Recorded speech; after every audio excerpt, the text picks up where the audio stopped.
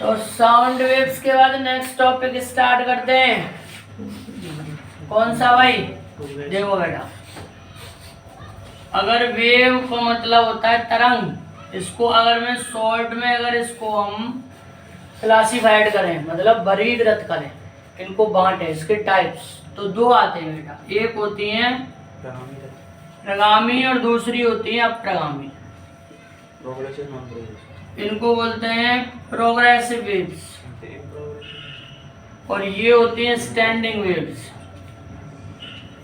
Standings या फिर इसको बोलते हैं स्टेशनरी वेव्स, है ना। इनमें बेसिकली जो अंतर है, जो हमें सबसे पहले समझना है, वो कौन सा है? इसमें एनर्जी और मोमेंटम, ऊर्जा और संवेग का संचरण होता है, इसमें नहीं होता है, इसलिए इनको हम बोलते हैं स्टैंडिंग वेव्स। ठीक है बेटा, मतलब इनमें एनर्जी और मोमेंटम का प्रोपेगेशन होगा, मतलब एक स्थान से दूसरे स्थान को जाएंगे, लेकिन इनमें नहीं होता। इसमें क्या है, इसमें एक अकेली कोई होती है वेव, और इसमें क्या है, जब दो प्रोग्रेसिव या प्रगामी तरंग अगर अपोजिट डायरेक्शन में आकर के सुपर इम्पोज करती है, मतलब अध्यारोपित होती है, तो यहाँ से इनके संचरण के दौरान, है ना बेटा, ये पैदा होती है अप्रगामी तरंग। इनमें ऊर्जा का संचरण नहीं होता है। अब जिनने तुम्हें बेटा इस चीज या इसका टॉपिक आगे वाला आएगा, ठीक है ना। अब इसके बाद में यहाँ से आके तुम्हारी प्रगामी तरंग, तो प्रगामी तरंग का सबसे पहले निकालते हैं समीकरण। तो इसमें पॉइंट नंबर पहला क्या आता है, ये मैंने तुम्हें पहले भी बताया था कि जब किसी मीडियम में, किसी भी माध्यम में यांत्रिक तरंग उत्पन्न होती है, तो जो माध्यम के कण होते हैं वो क्या करते हैं, सरल आवर्त गति SHM। जब किसी भी मीडियम में मैकेनिकल वेव्स अराइज होती हैं या पैदा होती हैं, तो जो मीडियम पार्टिकल्स होते हैं दे विल एग्जीक्यूट SHM, वो सरल आवर्त गति करते हैं। अब सरल आवर्त गति के लिए विस्थापन का समीकरण आता है y = a sin ω t। अब इसमें सब चीज को समझना है, कौन कौन सी चीज क्या क्या है। y क्या है? डिस्प्लेसमेंट, माध्यम के कण का माध्य स्थिति से विस्थापन। अरे अगर ये वेव यहाँ पर अराइज होती है बेटा ऐसे, ठीक है ना, तो ये माध्यम के जो कण है यहाँ पर है, यहाँ पर है, ये सारे जो कण है ये करते हैं कंपन ऐसे, ठीक है ना बेटा, SHM। अब SHM में क्या है, तो बेटा इसमें क्या, इनकी जो ये मीन पोजीशन है बेटा, ये है आपकी y, कभी वो यहाँ पर, कभी कोई यहाँ पर, और जो सबसे ज्यादा y है, maximum value of y set to be amplitude, माध्य स्थिति से अधिकतम विस्थापन को आयाम कहते हैं बेटा, है वो y। क्लियर है? ये माध्यम के कण का माध्य स्थिति से विस्थापन है बेटा, किसी भी क्षण t पर, मतलब it is displacement of medium particle from mean position at any instant t। ये क्या है, अभी मैंने बताया, एम्पलीट्यूड है। एम्पलीट्यूड का मतलब आयाम है, और आयाम का अर्थ क्या होता है, एम्पलीट्यूड आयाम, इसका मतलब है माध्य स्थिति से अधिकतम विस्थापन, मतलब इससे ज्यादा दूर पार्टिकल जाएगा ही नहीं। और ये वैल्यू आती है आपकी पीक जो होती है, it is the maximum displacement of particle from main position है, पोजीशन। अब ये ओमेगा क्या है, एंगुलर फ्रीक्वेंसी या एंगुलर वेलोसिटी, ठीक है ना बेटा, ऑफ मीडियम पार्टिकल। और ये क्या बेटा, ये तो आपका टाइम है। और टाइम के बारे में जहाँ पर हम इस अर्थ पर जो हम जी रहे हैं, और बेटा ये चीज तो फिक्स है कि टाइम का नेवर स्टॉप, ये हमेशा इसके पर्टिकुलर डायरेक्शन है, फिक्स है, ये हमेशा आगे की ओर ही चलता रहता है, ठीक है। इसलिए अब यहाँ पर बेटा आपको समझना क्या है कि जैसे मैंने मान लिया यहाँ से ओरिजिन, और इस ओरिजिन से मान लेते हैं कोई भी वेव तरंग उत्पन्न हुई किसी भी क्षण पर, किसी भी इंस्टेंट पर, और वो आगे की ओर चलने लगी, आगे की ओर चलने लगी। अब मान लेते हैं इससे कहीं पर भी आपका x दूरी पर, ठीक है ना बेटा, x दूरी पर ये पॉइंट मैंने O मान लिया और ये पॉइंट मैंने P मान लिया। x दूरी पर कोई भी पॉइंट P है, ठीक बेटा। अब इस पॉइंट से इस पॉइंट तक आने में जो वेव के द्वारा टाइम स्पेंड होगा या खर्च होगा, तरंग के द्वारा समय, ठीक है ना। स्पीड ऑफ वेव मैंने यहाँ से मान लिया v है, तो time t is equal to x upon v. ये क्या है तुम्हारा बेटा, ये इंस्टेंट t है, तो इसका मतलब है इस समय पर जो इस p की कंडीशन है वो इतने टाइम पहले वही कंडीशन o की होगी। क्लियर और नोट? समझ में अभी नहीं आया, इसका मतलब है ध्यान कहीं और था, समझना, ठीक है ना। जाके समझ में ना आ रहा और वो जा बातें बता रहा हूँ समझ में ना आया तो इसका मतलब क्या है वो समझने की कोशिश कर रहा है। और केवल ये हाँ आ गया तो मतलब वैसे ही है सबका जो हाँ। इसमें क्या करेंगे बेटा, मैंने ये कहा यहाँ से वेव प्रोड्यूस हुई, मतलब it is the origin of wave, मतलब यहाँ से वेव हमारी तरंग उत्पन्न हुई, चलती आ रही है। और वेव के बारे में सारी चीजें मैं तुमको बता चुका हूँ कि इसकी वेलोसिटी क्या होती है, तरंग दैर्घ्य क्या होती है, आवृत्ति क्या होती है, ठीक है ना। तरंग दैर्घ्य का मतलब है जितनी दूरी में एक पूरी वेव आ जाए। आवृत्ति का मतलब क्या है, एक सेकंड में किसी पॉइंट पर जितने श्रृंग या गर्त या संपीड़न या विरलन उत्पन्न हो जाए, ये सारी चीजें हम बता चुके हैं। वीडियो देखते रहो, व्यूज बढ़ाते रहो, टाइम बढ़ाते रहो, इससे तुम्हारा भी फायदा हो हमारा फायदा, समझ रहे। अब क्या करेंगे बेटा, तो ये क्या, अब मैंने तुमसे एक चीज बेटा ध्यान दियो ध्यान से कि यहाँ से ओरिजिन, ये है ओरिजिन पॉइंट ऑफ वेव, यहाँ से वेव हमारी पैदा होगी बेटा। और किसी भी टाइम पर वेव मान लेते हैं, हम सोच रहे हैं इस पार्टिकल पी पार्टिकल, मीडियम के पार्टिकल अपनी जगह पर ही होते हैं, केवल एनर्जी आगे बढ़ती है बेटा। और फीलिंग हमें ऐसी आती है कि खुद पार्टिकल ही आगे बढ़ रहे हैं। डोरी को तुम किसी पॉइंट से बांध करके अगर हिलाते हो तो ऐसे, ठीक है ना, तो हमें फीलिंग तो आती है कि वो डोरी को पकड़े हुआ है, लेकिन वो नहीं भागती, वो केवल एक पार्टिकल दूसरे को, वो वाला आगे वाले को दे only transmit the energy from one particle to other particle. और ध्यान करना इस चीज को, मैकेनिकल वेव्स अगर एराइज करना है, उत्पन्न होने के लिए किसी माध्यम में दो गुण होने चाहिए, इनर्शिया एंड इलास्टिसिटी, प्रत्यास्थता और जड़त्व। ये सारे पॉइंट इंपॉर्टेंट हैं कि किसी माध्यम में कौन से गुण के बिना यांत्रिक तरंग उत्पन्न नहीं हो सकती, ठीक है बेटा। तो mechanical waves can not arise in any medium without inertia and elasticity property. ये दो गुण नहीं होंगे तो यांत्रिक तरंग उत्पन्न नहीं होंगी। किसी का कॉपी पे पेन नहीं चलना चाहिए, वीडियो कान में लगाओ, उतारो। अब क्या करेंगे, ठीक है बेटा। तो यहाँ से क्या है, मेरा कहने का पॉइंट है, किसी भी टाइम अगर हम पी के बारे में सोचते हैं, है ना बेटा, तो इसका अगर यहाँ से वाई क्या है, डिस्प्लेसमेंट फ्रॉम मीन पोजीशन, माध्य स्थिति से विस्थापन माध्य स्थिति जी है, और यहाँ पर है तो y इज इक्वल टू आ गया a sin ओमेगा t। अब मैं ये कह रहा हूँ कि ओरिजिन वाले पॉइंट से ये पॉइंट दूरी x पर है और वेव की जो स्पीड है वो v है। और मैंने तुम्हें एक चीज और भी बताई थी कि मीडियम का वेव, मतलब वेव का वेलोसिटी, तरंग का वेव और पार्टिकल का वेव, ये दोनों अलग अलग चीजें हैं। वेव की स्पीड फिक्स होती है, लेकिन पार्टिकल, जो मीडियम का पार्टिकल होता है, माध्यम का कण होता है, उसकी मतलब स्पीड चार्ट बदलती रहती है। एम्पलीट्यूड पर 0 होती है और मीन पोजीशन पर अधिकतम होती है। ये सारे टॉपिक अच्छे हिसाब से हम जब पढ़ेंगे, जब हम SHM पढ़ाऊंगा, ठीक है ना बेटा। और आ रही है, ठीक है।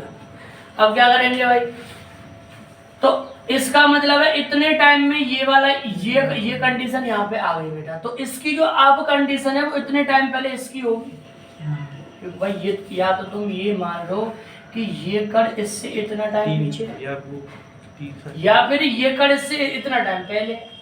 तो इसलिए y इज इक्वल टू आ जाएगा a साइन ओमेगा और t माइनस एक्स अपॉन है ना बेटा। ये टाइम, इस टाइम में से इतना टाइम मैंने घटा दिया, ठीक है बेटा। अब यहाँ से आपको बेटा अब ये आते हैं आपके, मैं आपको बताऊंगा यहाँ पे standard form of progressive wave equation, प्रगामी तरंग के समीकरण के ये मानक क्या है, फॉर्म है, ये मानक रूप है बेटा, स्टैंडर्ड फॉर्म है ये। अब इन्हीं का काम है तुम्हें समझना है ध्यान से इनको। क्या स्टैंडर्ड फॉर्म का अर्थ क्या होता है बेटा, मानक रूप। मानक रूप का अर्थ क्या होता है कि मतलब अगर तुम्हारे पास कोई भी इक्वेशन है तो तुम्हें इस इक्वेशन से कंपैरिजन करनी पड़ेगी, तब जाकर के आपके अदर पैरामीटर्स को आप निकाल सकते हो, अन्य मानों को निकाल सकते हो। अरे हमारी स्टैंडर्ड फॉर्म क्या है, अगर मैं आपसे कहूँ कि भाई मैं जा रहा था और एक आदमी था, तो आदमी का दिमाग में विचार आते ही तुम्हारे दिमाग में एक ही चीज आएगी कि अगर वो आदमी होगा तो दो हाथ होंगे, दो पांव होंगे, दो कान होंगे, दो आंख होंगे ना, because it is the standard form of human, है ना। अब क्या करेंगे, तो यहाँ से sir A y is equal to A sine omega की वैल्यू होती है 2 पाई अपॉन टी। अरे होता ना यार, तो t minus x upon v equals to v है, वो तो पता है, पर लेकिन v का फॉर्मूला क्या होता है, जब तुम्हारे पास n लैम्डा, जब तुम्हारे पास फ्रीक्वेंसी दी हो, आवृत्ति दी हो और वेवलेंथ मतलब तरंग दैर्घ्य, तो n लैम्डा होता है, ठीक है। तो y इज इक्वल टू यहाँ से आ जाएगा a साइन 2 पाई, अब t अपॉन टी, कहाँ पहुंचा दिया बेटा मैंने यहाँ पे, minus x upon n lambda into t, t से एन जाएगा बेटा कट, क्योंकि t is equal to 1 upon n है, ठीक है बेटा। It is also a very important and standard form of progressive wave equation बेटा, इंपॉर्टेंट है जी बेटा बहुत ज्यादा। ये भी प्रगामी तरंग के समीकरण का एक बहुत ही महत्वपूर्ण क्या है, मानक रूप है बेटा। अब सर यहाँ से आपका एक ये और एक इस वाले को आपको याद करना अच्छे से। अब मैंने एक चीज बेटा तुम्हें इसी में और बताई थी, वो थी फेज। फेज का मतलब होता है कला, होता है बेटा कला। तो कला क्या होता है बेटा, एंगल होता है एक्चुअल में, ठीक है ना, एंगल ही तो भाई है कला। तो अब हमें निकालना क्या है, इसमें जो इम्पोर्टेंट बेटा दो फॉर्मूले और आते हैं, कौन से, सबसे पहला आता है relation between phase difference and path difference, मतलब delta phi and delta x. अरे साइन के बाद में जो सारी चीज आती है वो एंगल ही तो है। अरे यार साइन क्या है, ट्रिग्नोमेट्रिकल फंक्शन है एक, त्रिकोणमितीय फलन है एक ये, और 6 होते हैं ये sine cosec cot sec cosec. इसके बाद में जो भी चीज आती है वो एक एंगल ही तो है, साइन 30 साइन 60 है ना बेटा। तो मान लेता हूँ एट टाइम टी, हाँ बेटा ये हिंदी वाले, कलांतर और पथांतर में संबंध। अरे फिर क्या है जरूरत, हाँ कलांतर और पथांतर में संबंध, ठीक है बेटा। अब इसमें मैंने टाइम क्या कर लिया, फिक्स बेटा। तो यहाँ से फाइव 1 इज इक्वल टू, ये एंगल पहला अगर आता है तो फाइव 1 इज इक्वल टू 2 पाई। भाई इसकी बात है केवल, ये पूरा क्या एंगल ही तो है, तो t upon T minus x1 upon lambda, और फाइव 2 इज इक्वल टू बेटा 2 pi t upon T minus x2 upon lambda. अब अगर बेटा मैं इन दोनों को घटा दूं, phi 2 minus phi 1, it is phase difference. इसमें से अगर इसको घटाऊंगा तो 2 पाई आ जाएगा कॉमन, और ये दोनों जाएंगे कट, और यहाँ से बचेगा x2 minus x1 upon lambda, तो 2 पाई और x2 माइनस x1 हो गया डेल्टा x अपॉन लैम्डा, तो delta phi is equal to 2 pi upon lambda delta x delta. ये बेटा बहुत इम्पोर्टेंट क्यों है, क्योंकि इंटरफ्रेंस मतलब व्यतिकरण, विवर्तन, ये सभी में इन्हीं का काम आएगा, ये ध्यान में रखना है। ये दोनों स्टैंडर्ड फॉर्म और एक ये वाला। अब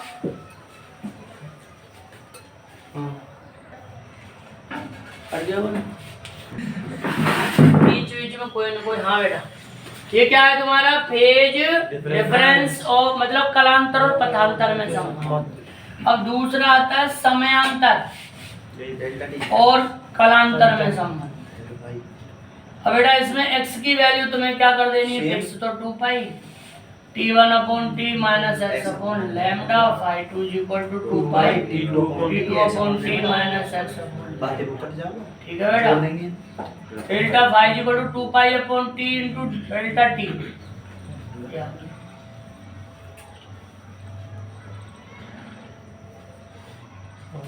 ठीक है भाई, हाँ?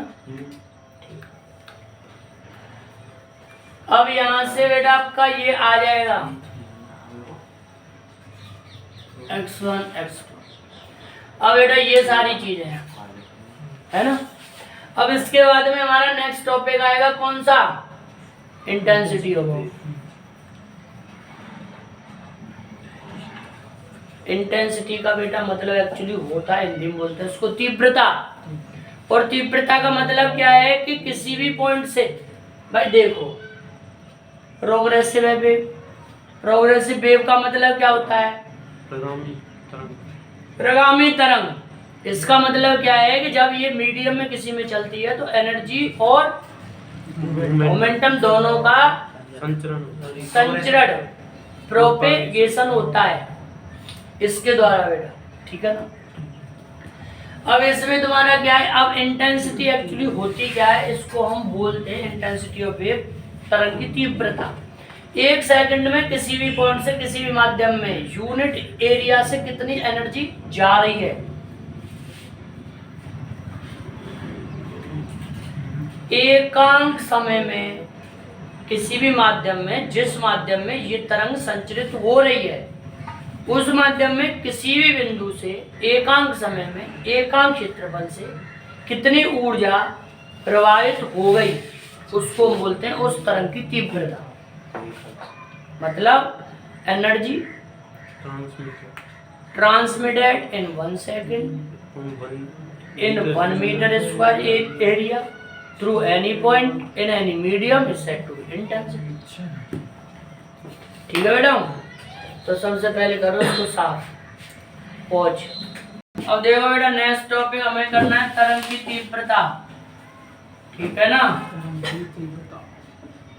तो इसकी बेटा देखो जी पॉइंट इंपॉर्टेंट है, क्या मैं थोड़ा बता रही तुम्हें, हिंदी में रन लूं, ध्यान दे। तरंग संचरण की दिशा के लंबवत किसी पृष्ठ के एकांक क्षेत्रफल से 1 सेकंड में जाने वाली ऊर्जा की मात्रा उसकी तीव्रता कहलाएगी। इसका सिंबल इंटेंसिटी है। अब बेटा इंग्लिश वाले बच्चे थोड़ा समझ लो, मतलब किसी भी मीडियम में जिधर वेव जा रही है, ठीक है, उसके परपेंडिकुलर कोई भी प्लेन हो, उस प्लेन में से 1 सेकंड में और उस प्लेन के 1 मीटर स्क्वायर एरिया में से, जैसे कि वेव आ रही है, हाँ सेम है, ठीक है बेटा। मतलब क्या है कि इसमें क्या होता है कि तुम्हारा इससे अगर जैसे वेव आ रही है ऐसे, तो इस वाले प्लेन में से, ठीक है बेटा, 1 सेकंड में इसके 1 मीटर स्क्वायर एरिया में से कितनी एनर्जी पास हो गई, वो होती है इंटेंसिटी, ठीक है ना, तीव्रता। अब इसके बाद में बेटा यहाँ से आई है ना, अब आई का यहाँ से बेटा फॉर्मूला आता है 1/2 omega square A square rho v. इसमें ओमेगा क्या है सर? एंगुलर फ्रीक्वेंसी, मतलब कोणीय आवृत्ति है या फिर वेलोसिटी, कोणीय आवृत्ति। ए क्या है बेटा? एम्पलीट्यूड है। एम्पलीट्यूड का मतलब क्या है भाई पवन? आयाम। और इसमें ये क्या बेटा? रो का मतलब क्या होता है बेटा? घनत्व, डेंसिटी। हाँ, और बेटा वी क्या है? Speed of wave, speed of wave है ना बेटा। अब यहाँ से आपको पता है omega is equal to 2 pi n. N क्या होती है? Frequency. I is equal to 1/2 into 4 pi square n square A square rho v. यहाँ से इसको बेटा 2 टाइम्स, तो I becomes equal to 2 pi square n square A square rho v. ठीक है बेटा। अब यहाँ से आपका क्या है? तो इसका मतलब सिंपली क्या है कि I is directly proportional to A square. अगर ये तो कांस्टेंट है ये, अगर और ये एन क्या होता है बेटा? It is the property of source. एक बात को ध्यान करना बेटा हमेशा, frequency is the property of source. कोई भी सोर्स जहाँ से वेव्स अराइज होती है या पैदा होती है बेटा, तो वहां पर उसकी क्वालिटी होती है। एक चीज बेटा तो मैंने बताई, जब ऑप्टिक्स में जब हम पढ़ते हैं तो एक चीज को मानते हैं कि जो लाइट होती है वो किसी भी प्रकार की घटना के दौरान उसकी फ्रीक्वेंसी नहीं बदलती, आवृत्ति। क्यों नहीं बदलती? क्योंकि it is not the property of wave, it is the property of source. जिस जगह से वो वेव आ रही है, जहाँ से वो तरंग उत्पन्न हुई है, उसकी प्रॉपर्टी होती है। तो ये कांस्टेंट और माध्यम का घनत्व भी कांस्टेंट और स्पीड तो I will be directly proportional to A square. मतलब अगर आपने किसी भी वेव का अगर आयाम 4 गुना कर दिया तो तीव्रता 16 गुनी हो जाएगी। If the amplitude of wave becomes 4 times than earlier, then its intensity will become 16 times. अरे 4 चौका 16। ठीक है भाई। और बेटा यहाँ पे ऐसे भी है फिर तुम्हारा, जिस माध्यम की डेंसिटी जितनी ज्यादा उतनी इंटेंसिटी ज्यादा फॉर द सेम वेव। ठीक है ना। अब इसके बाद में दोबारा एक आता है कि किसी भी माध्यम में है ना बेटा दावांतर हो। दावांतर का मतलब होता है प्रेशर डिफरेंस।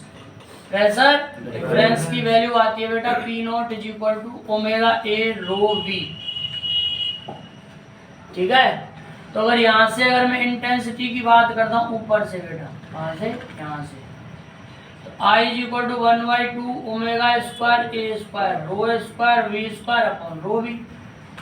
अरे रो वी का मैंने इसमें मल्टीप्लाई कर दिया, रो इंटू वी का कर दिया डिवाइड, तो it will become P not.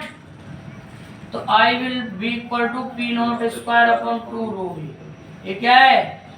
It is the pressure difference. ये दावांतर है किसी भी माध्यम में। ठीक है बेटा।